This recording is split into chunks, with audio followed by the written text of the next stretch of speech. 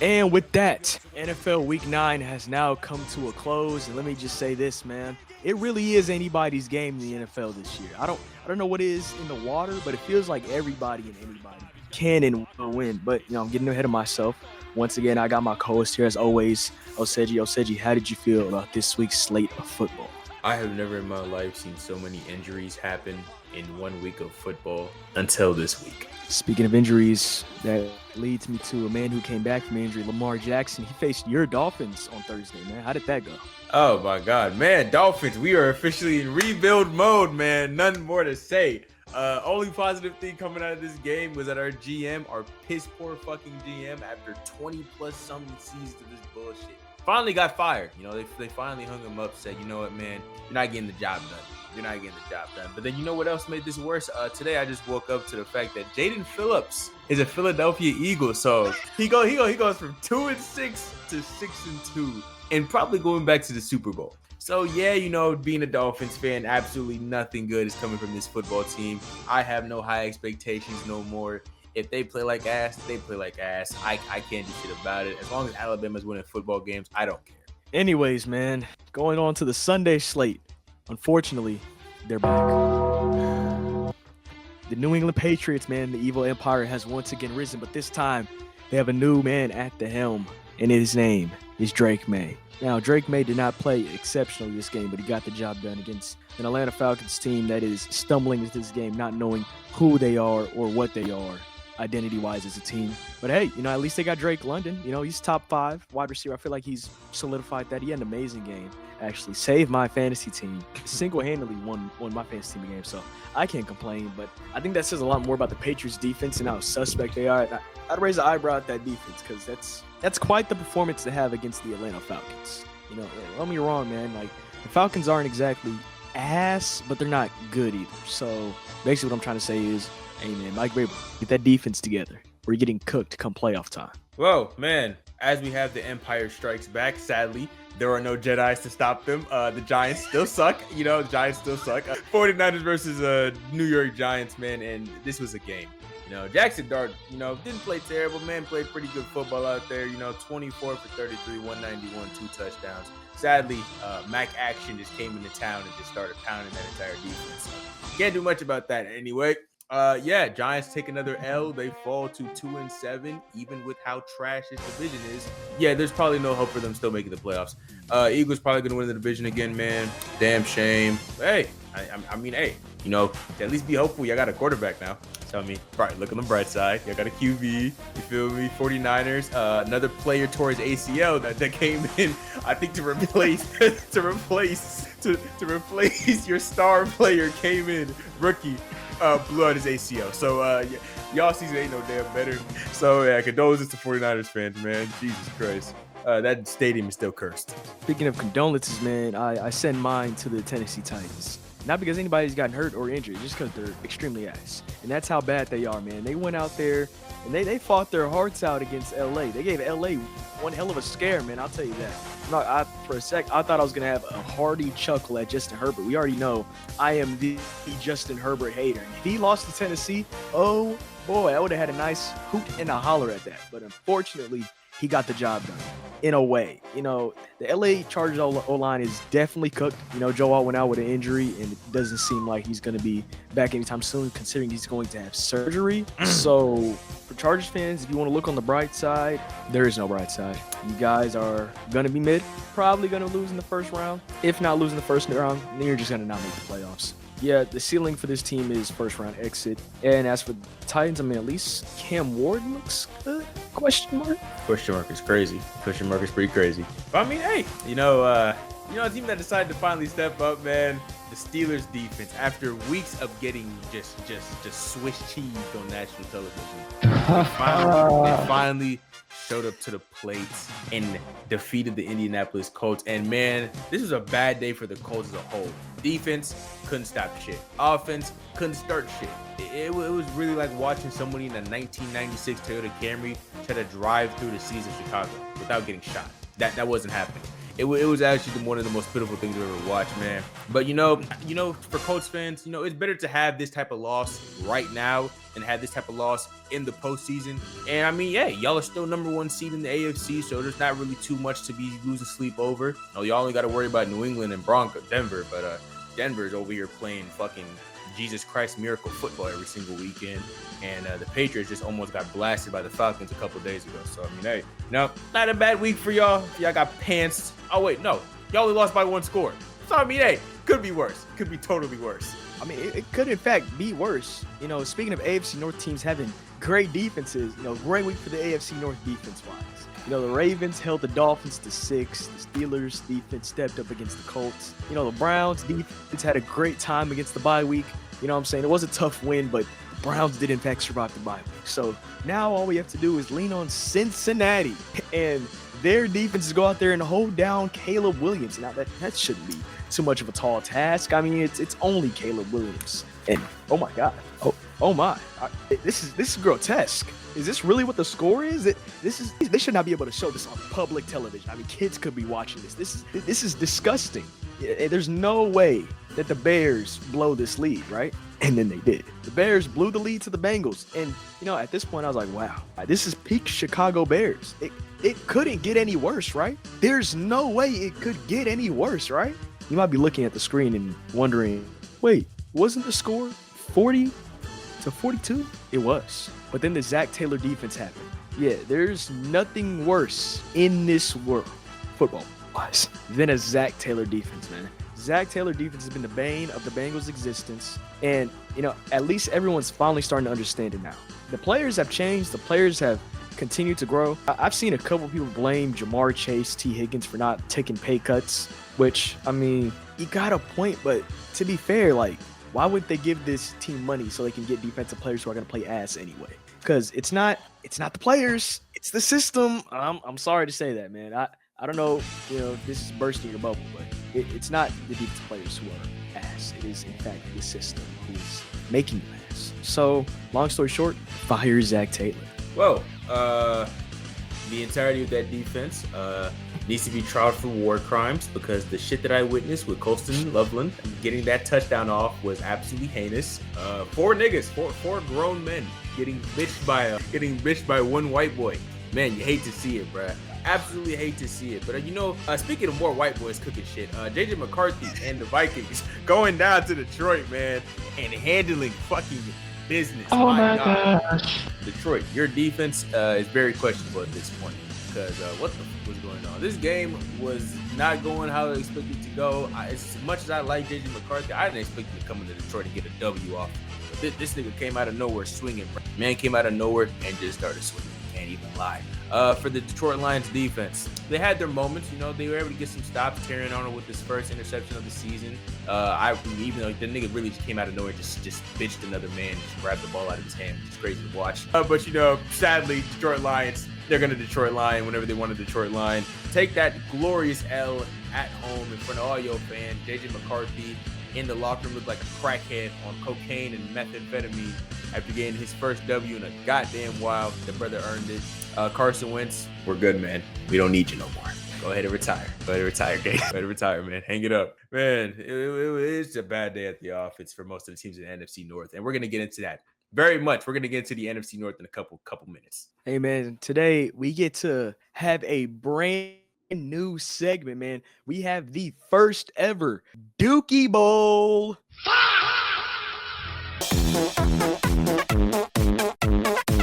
The first ever Dookie Bowl, and there are 2 teams who really deserve to be here, man. The Denver Broncos and the Houston Texans decided, what if we just had a competition to see who's gonna lose today? That's exactly what they did, man. And see, the Texans, I will say, they cheated just a little bit, having CJ Stroud go with an injury. I was little cheese putting in Davis Mills, the king of taking L's. He went out there and, Davis Mills. For some reason they said, we have Davis Mills now. Let's throw the ball 30 times. I don't know who thought that was a good idea in the front office, even though the running backs, have been doing decently. But to be fair, I wouldn't trust that O-line to do anything either. You know what I'm saying? If I had to move a couch, I'd rather call a preschooler than call anybody on the Houston Texans offensive line. The Denver Broncos continue to play hospital ball. I'm glad to see Sean Payton carries that around him forever. He will forever make sure that everybody who watches games that he coaches will leave with about 5 heart attacks. They get the win. Not much to say besides congratulations on the first ever Dookie Bowl. Hey, man. Speaking of congratulations to the Green Bay Packers. You have single-handedly fucked your entire division with your loss to the Carolina Panthers. And we're not even going to talk about quarterbacks because for all intents and purposes, Bryce Young and Jordan Love play like dog shit. Bryce Young went out there and was looking like Andy Dalton, and Jordan Love went out there looking like Atlanta Falcons Brett Favre.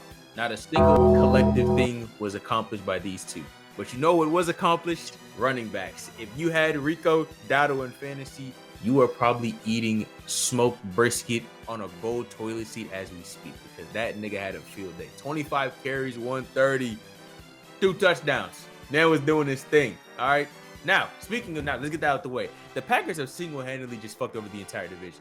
They had one job: win this game. Instead, they lose this game. So as we speak right now, and I gotta make sure I take a good look at this one more time, because I'll make sure I'm not tripping. Look at it. The NFC North. There are 3 teams in this division with 5 wins. The Packers, the Bears, and the Lions. The Vikings are last with 4.